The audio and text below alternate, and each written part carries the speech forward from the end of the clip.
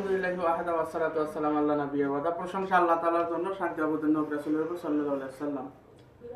আসলে আমি আজকে আপনাদের সামনে উপস্থিত হয়েছি একটা বিষয় নিয়ে। এই যে এই বাবাজি, বাড়ি না কোথায় বাবা আপনার? গাজীপুর কোনাবাড়ি। ওনার বাড়ি হলো গাজীপুর কোনাবাড়ি। উনি আজ থেকে প্রায় ১-১.৫ মাস আগে এসেছিল।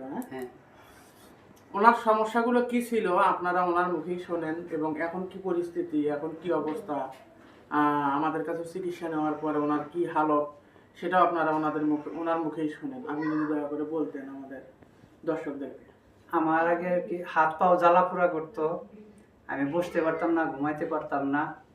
তারপরে আমি দরবারে আসার পরে আমাকে চিকিৎসা দেওয়ার পর আমার শরীরে 10টা বান ছিল, 10টা বান কাইটা দিছে। তারপরে আমি 1-1.5 ঘন্টার ভিতরে মোটামুটি হাঁটা চলা করতে পারতেছি। আর এখন বর্তমানে আমি একটু আল্লাহ দিলে অনেক সুস্থ, একা একা হাঁটতে পারি। তারপরে কোনো জায়গায় যাইতে আগে পারতাম না, এখন পারি, হাইটা হাইটা সব জায়গায় যেতে পারি। মূলত পক্ষে ওনার দুইটা পাই প্যারালাইজডের মতো হয়ে গিয়েছিল, পাগুলো এইভাবে ফুলে এরকম হয়ে গিয়েছিল। তারপর পেটও ফুলে গিয়েছিল, হাত দিয়ে কোনো কিছু ধরতে পারতো না, খাইতে পারতো না।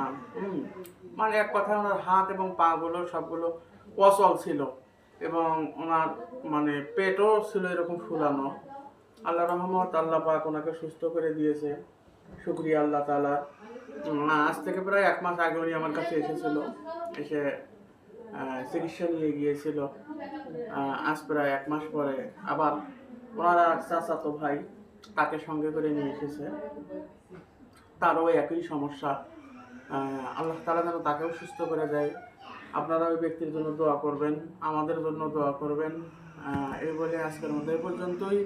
সবাই ভালো থাকবেন, সুস্থ থাকবেন, এই আশাবাদ ব্যক্ত করে বিদায় নিচ্ছি। আসসালামু আলাইকুম ওয়া রাহমাতুল্লাহ।